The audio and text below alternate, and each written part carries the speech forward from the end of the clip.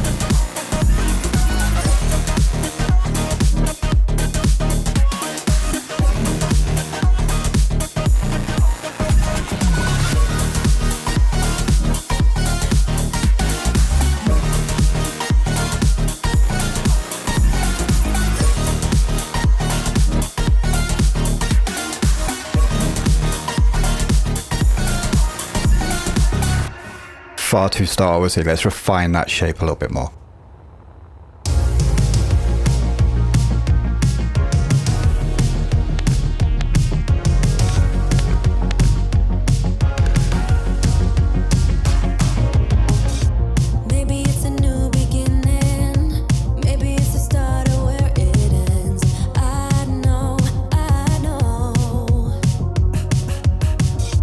It comes down to all or nothing. This time it's for real, we can't pretend.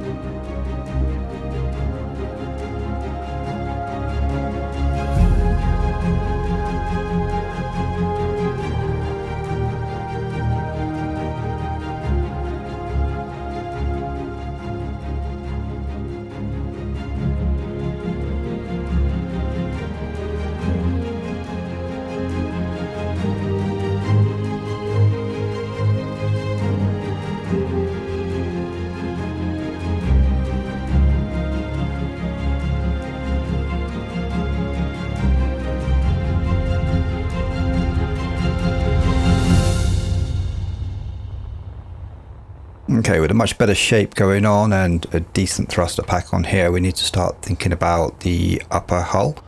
And this is going to form the roof of the main deck of the ship. So we also need to start thinking around the front of the ship because we've got some big space under the nose there. And I'm thinking either thrusters or weapons or a bit of both. Make that a utilitarian section, something for battle. This is going to be a front-on fighter, keep the profile low when fighting large targets. So let's start looking at that main hull design at the top.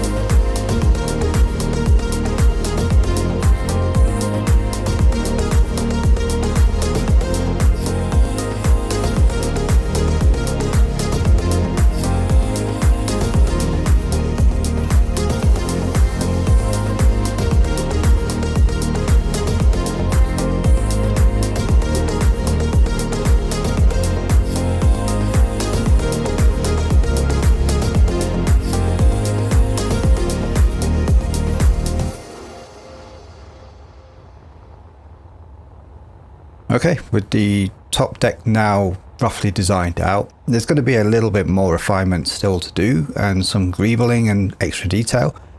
But now we need to start looking at what we're going to do with the tops of the side hangers. We need to start looking at what we're going to do with the nose as well. Around here where the hanger is, we're going to have to add some space for extra weapons. We're going to have to armor this up as well because it's protecting the main interior, and we need to protect the hanger itself. There's a lot of light armor in this build, but we are going to be using shields, and we're also going to be using some heavy armor around the most critical components.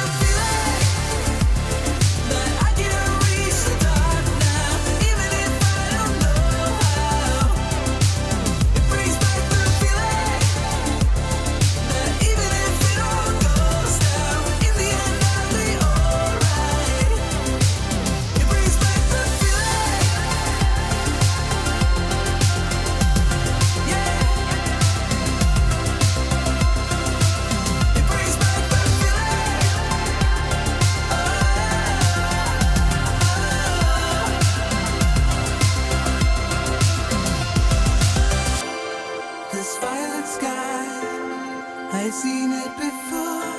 It turns truth into lies. Oh, but I won't back down.